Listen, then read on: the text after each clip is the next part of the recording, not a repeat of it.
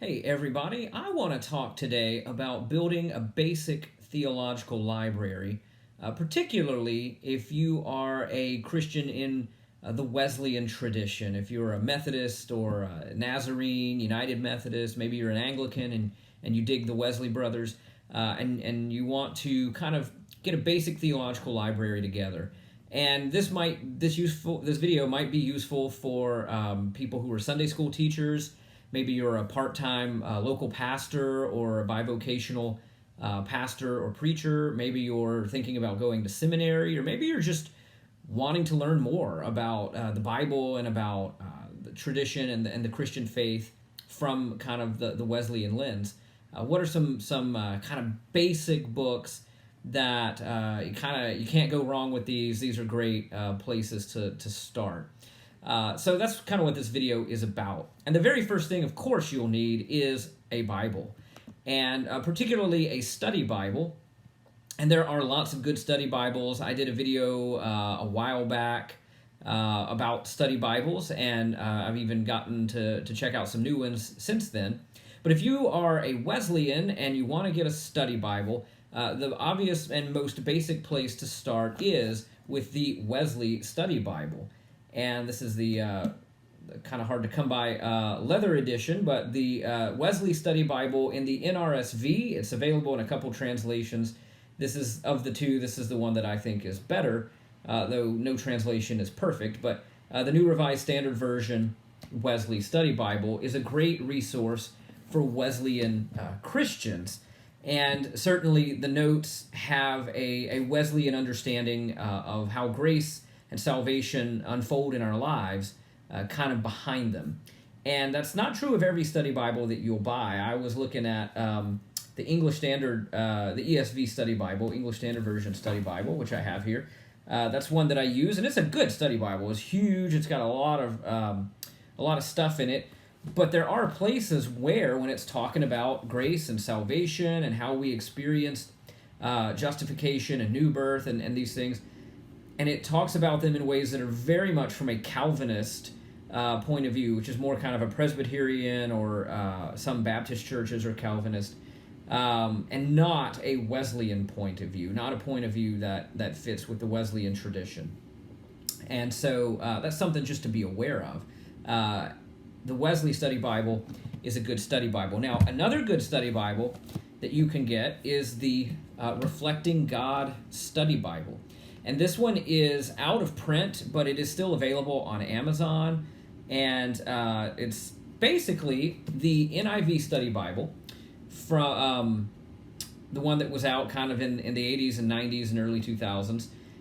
The NIV Study Bible, like a lot of your study Bibles that you get kind of in America, kind of does have some sort of Baptist leanings and more Reformed or Calvinist leanings in the notes. And so they got a team of Wesleyan scholars to edit the notes, and they also added in these articles on kind of this sort of cardstock paper. Here's one about how to study the Bible and how to read the Bible devotionally, and a general introduction to the Bible from a Wesleyan point of view. Now, I wish they'd stuck all these essays just in one section together, because it's kind of like a magazine, you know. They're just kind of inserted here, and they just kind of pop out. Here's one on the gift of human freedom. Very much a Wesleyan emphasis on some of these, and on sin, on the transforming power of grace. So this Bible, like the NIV Study Bible, that it is a pretty light revision of, has a ton of charts and illustrations and historical background that really is more than what you get with the Wesley Study Bible. It's in the NIV translation. This is the NIV translation of 1984, not the 2011 NIV translation. Here's a chart of the life of Christ. And there's just a lot of stuff like that in this study Bible. But those are great study Bibles for a Wesleyan to pick up. And if I were you, I would get both of them. And you've got two different translations, and you got two different sets of study notes, and all that good stuff. So you can go a long way with two solid study Bibles. And for a Wesleyan, those are the two I would say to get. Now, as kind of an honorable mention on Bibles, you might pick up the faith-sharing New Testament with Psalms. And there are versions that have a plain cover, and some have the World Methodist Council logo. This one has the United Methodist Church men's logo. This is just your, again, New Revised Standard Version text of the New Testament and the Psalms, but it has these catechisms, these kind of question and answer presentations of theology. And so, like, it starts, what is a Christian, and has answers in Bible texts, and who is Jesus Christ, and so on. So it's got a kind of a teaching catechism from a Wesleyan point of view, and so that is a good one. And if you go to my church, or if you're in the area and you want one of these, we give these away. They're a great little resource. You can carry it in your bag or your purse or whatever, or your pocket. Keep it in your car, and you'll have a great resource. So that's kind of honorable mention on Bibles for Wesleyan Christians. Now, if you've got a Bible, you're going to want a Bible commentary. And you can get a good one-volume Bible commentary for $35 to $50 typically. And two that I'll recommend, kind of slightly different from one another. One is the New Bible Commentary, published by InterVarsity Press, and this is the 21st Century edition. The new edition of this, maybe it's the exact same edition, but it now has like a white cover. If you bought it today, it looks different than this. It has a white cover, but this is from InterVarsity Press, IVP, and it's kind of an evangelical Bible from a commentary from England, and has a lot of Anglicans, and of course John and Charles Wesley were evangelical Anglicans, and so that does kind of dovetail with our tradition, though it's not specifically Wesleyan. Another one-volume Bible commentary you might get is the HarperCollins Bible Commentary, and this is another good one that I typically, especially if I'm stumped on something, I'll look at both of these. And this one's more of kind of a academic, historical, critical point of view, while this one's more of sort of a theological, evangelical point of view. But there's a lot of overlap between them. They're both drawing on modern scholarship, as well as they're both intended for pastors and the church. So those are good ones. There's also a one called I think it's called the Wesley Bible Commentary, which I don't own, amazingly enough. It's the same people that did the Wesley Study Bible. They did a one-volume Bible commentary. So that would definitely also be worth checking out if you're coming from a Wesleyan point of view. Now, I should mention that all of these resources that I'm talking about today are available on christianbook.com. Almost all of them are on christianbook.com. And if they're not there, you can check, virtually all of them are on Amazon, and you can also check cokesbury.com. So if you got a one-volume Bible commentary, you're also going to want a one-volume Bible dictionary, which has terms and people from the Bible that you can look up just to learn more about them as you're studying something. Maybe something jumps out at you and the study notes don't really say much about it, but you're like, I want to do some more research about that, and so you can go and check that out. So HarperCollins also has a one-volume Bible dictionary to go with their one-volume Bible commentary. That one that I just held up goes with the IVP New Bible Commentary. That's the New Bible Dictionary. So those are things that I would get if I was starting out fresh, trying to build a library. Another thing I would get is the Westminster Dictionary of Theological Terms, edited by McKim. And this is the old edition. There's a newer, enlarged edition that's blue. It looks pretty similar. It's still McKim, but it's like a navy blue cover now. This is just a great resource. Just has short little, just basic definitions. It is a thunderstorm in my neighborhood. You might hear that. It's just all kinds of theological terms, movements, some liturgical items, things that are used in worship in different traditions. All of that kind of stuff you'll find basic, short introductions here. The Dictionary of Theological Terms. So that's a great little resource. With those basic reference books, you then want to be getting into reading some theology, right? You got your Bible, hopefully you're reading that. You want to also be reading some theology. If you're coming from a Wesleyan point of view, you're going to want the sermons of John Wesley, John Wesley's sermons, and You can get John Wesley's sermons for free on the internet. You don't have to buy this one, so this one's kind of like if you want to. What I like about this one's by Outler and Heitzenrader, who are great Wesley scholars. Each of the sermons included in here has an introductory comment that tells you a little bit about when and where it was originally preached, what some of the major themes are, if there was a theological controversy that Wesley was involved in, and the sermon addresses that, they'll point that out. So this is a great place to start reading theology. This is where I started reading Wesleyan theology, really when I was in college. I started with the sermons.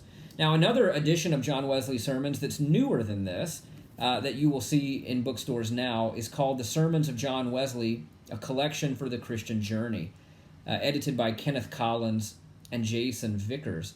And that one, I've looked at it a little bit. I like the way it's laid out because while these are more kind of like chronological or thematic, how they're laid out, the Sermons of John Wesley, edited by Collins and Vickers, is kind of laid out as you experience the Christian life. I mean, it kind of starts with creation and our fallen nature, and it moves into a sin and how we're justified and forgiven, and then what does holy living look like, and then like what is heaven about, like. So it's kind of laid out that way as we experience the Christian life. So I thought that was kind of a cool approach. So if you want to pick up that edition of the Sermons of John Wesley, that might be one worth getting.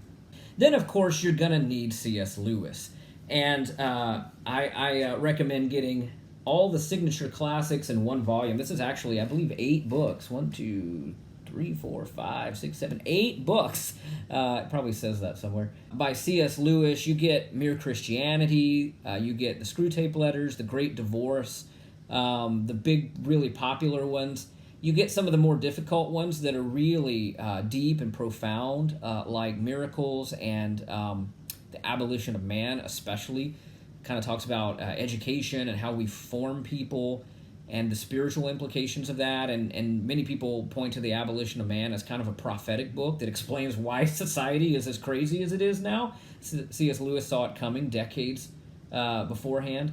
The Four Loves talks about the different Greek words used for love in the Bible. So if you want just one volume of C.S. Lewis where you got not all his works, but all his most popular works in one volume, you can grab this Signature Classics edition. Man, if you just have this as your book that you're working with, that'll take you a long way in terms of really chewing on some theology. Now, in addition to John Wesley and C.S. Lewis, and Lewis is different. He's not Wesleyan, of course. He, like John Wesley, is an Anglican, and in many ways their theology is really compatible in terms of how they understand the importance of human responsibility, our freedom to respond to God, enabled by grace, and the importance of growing in virtues and Christ-likeness, holiness. Those are really strong emphases in Lewis, just like they are in Wesley. You're going to want a book on Christian spirituality, Christian spiritual practices, and spiritual disciplines. And really, it's still my favorite, is The Celebration of Discipline by Richard Foster. And he goes through many of the major spiritual practices and has some great chapters in here. This is one I've read several times. This is an old edition. The new edition looks different. I think it's blue and white now. And again, Foster is not a Methodist or a Wesleyan, but he is focusing on spiritual disciplines and spiritual practices, and that is really key to the Methodist movement. I mean, there's a reason why they were called Methodists in the early days. It was because their focus on being disciplined, being methodical in how they pursue holiness and try to have a closer connection with God. So Celebration of Discipline as a great introduction to Christian spirituality. Now, you're also going to want a systematic theology.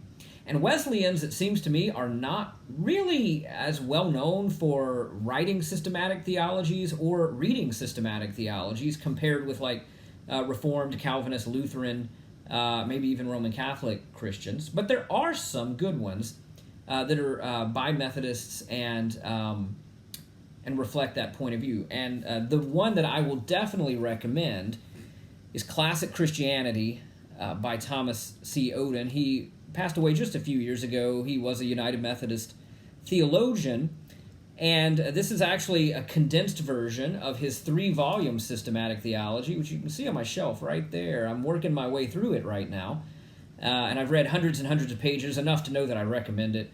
And Odin is one of the theologians that really impacted me when I was in seminary, actually. And he's coming from a Wesleyan place, and so he's actually done editions of the works of John Wesley. I mean, he is a Wesleyan scholar.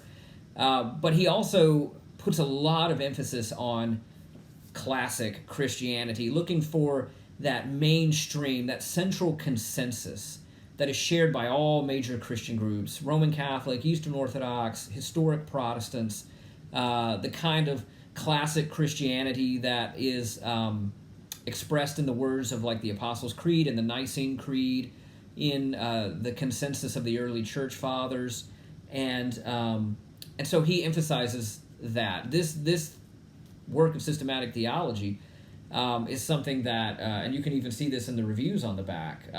There's Catholic, there's Orthodox, there's Protestant, there's evangelicals that all recommend this, because it really is that kind of central mainstream. And, what we agree on is pretty substantial when you start really thinking through the details of our faith. And again, this is a condensation of a 3-volume systematic theology. So that is the one that I would recommend. I'm going to do another video, but it may be many months before I get to it, on systematic theologies, because there are a couple of others by Methodists. Okay, you're also going to want, if you're a Wesleyan, a copy of the Book of Common Prayer. This is the 2019 Book of Common Prayer. I've got the 1979 prayer book, the 1662 prayer book, and other prayer books, 1928 prayer book. There's lots of editions of the Book of Common Prayer. They all bear a strong resemblance. But John Wesley prayed with, and so did Charles Wesley, the Book of Common Prayer on a daily basis for much of their lives. And Wesley said he thought there was no liturgy in the world that was as beautiful or solid, biblically or rationally, the way that the Common Prayer book is. It's a beautiful way to organize our spiritual life. There are prayers, the daily prayers, morning and evening. There's the weekly Eucharist. There are prayers and liturgies, worship services for the big occasions, baptism, weddings, funerals, ordinations. It's all in here. Along with the Psalms as kind of the bread and butter of daily prayer, praying the Psalms. So this is definitely an important work of Christian theology, actually, and it's got a lot of theological documents, the Articles of Religion, all that's in there. Documents from the history of the church are in here, and it is one of the documents of kind of historical significance. So the Book of Common Prayer was beloved by John Wesley, and so getting to know it is a great thing for a Wesleyan to do. Well, actually, this one I think is probably going to want to be on your major work list that you definitely do get, and that is On the Incarnation by St. Athanasius, especially if you can get an edition that has the introduction by C.S. Lewis.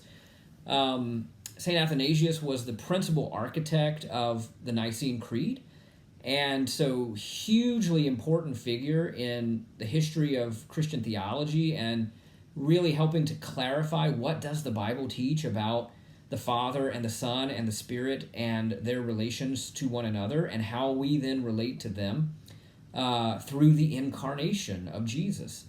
And so this is an important work, like a lot of the early church fathers and the reformers as well.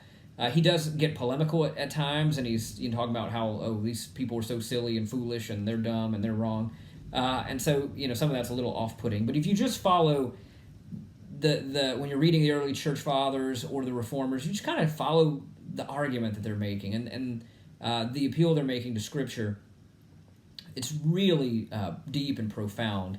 And so On the Incarnation is definitely one I think I would put on my must-have list. Honorable mention, you might want to get something like the Confessions of St. Augustine.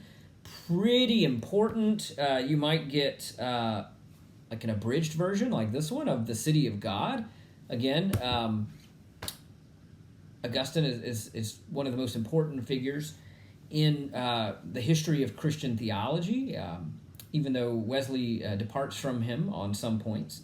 Or you might get the Apostolic Fathers, and all of these writings that I'm mentioning now, all the early church fathers, it's all on the internet for free.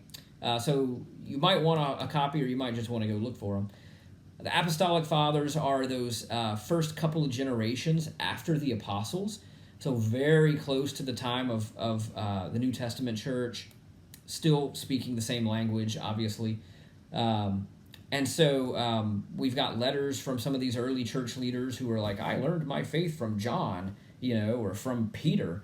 And so what these people said about, baptism or Holy Communion or how the church is supposed to be ordered probably gives us some good insight into things the apostles were teaching and doing in their churches that didn't make it into the New Testament. And give us some insight into what the apostolic Christian faith should look like. And that's one of the reasons why the early fathers are so important, especially the earliest, like the apostolic fathers. So that's kind of honorable mention. You might want to pick that up too. So there's your basic library. If you bought all the books I just put on the table, you're probably looking at $200 or $300 maybe, but definitely it's enough to go a long way in just digging into the scriptures, theology, Wesleyan theology, and the general theology of the whole church, and what that comes back to is, who is God? Who are we in relation to God? How does that work? What can we hope for? The big questions. I mean, theology is not simply an intellectual exercise. It's about life. It's about where we are and where we're going and how we got here and the big questions. So definitely worth checking out some of these resources. Now, I'm sure I probably forgot some things that are critically important that other people are going to point out in the comments. Feel free to do that. And as always, feel free to like and share this video. And until we connect again, I pray that the Lord will bless you and give you peace. Amen.